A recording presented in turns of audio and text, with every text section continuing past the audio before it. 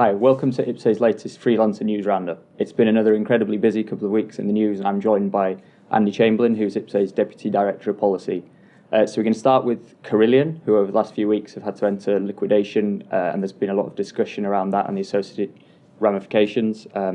So with Carillion being the second largest construction firm in the UK, and there being almost 1 million self-employed construction workers in the UK, how big an issue is the liquidation? Well, I mean, it's obviously a massive worry for the industry as a whole, and it's highlighted clear problems within the industry, particularly around payment terms.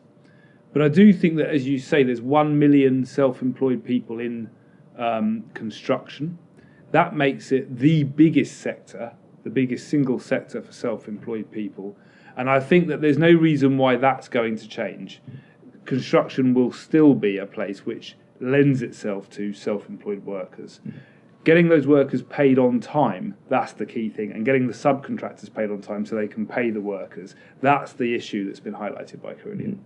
So, of course, late payment isn't just an issue that affects the construction industry, it transcends all self-employed industries, and the new Small Business Commissioner, Paul Uppal, has been tasked with tackling this problem. How big an epidemic is it, and how much does it cost the self-employed? Well, it's a massive issue, and in fact, every time we go out into the field to ask, it's up there. It's one of the main concerns.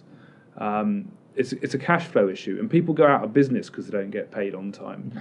And you're absolutely right that there's an extension of this problem, which is to not be paid at all, or to do work without the expectation of payment.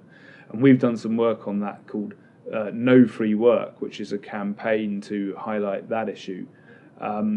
But certainly, we hope that the Small Business Commissioner, which we campaigned for, we asked the government to set it up. They did set it up. We're very pleased about that. That's in place now. We think that will make a difference. We do think it should have more teeth, but it's a step in the right direction, and we're very pleased that Mr Uppal is in place. So how is Mr Uppal going to go about reversing some of this bad practice? And are we satisfied with the tools he's been given to do so? Well, he has to report every 6 months to Parliament, and I think one of the first things he's going to do, when we met him, he told us he needs to scope out what's the size of this problem. Then he needs to think about what he's going to do about it. He has identified that we need to change the culture of payment terms in this country. It's slipped. Late payment has become a thing which most small businesses and most self-employed people will expect to come across. Why? They shouldn't do. They've done the work. They should be paid on time. What he can do is name and shame.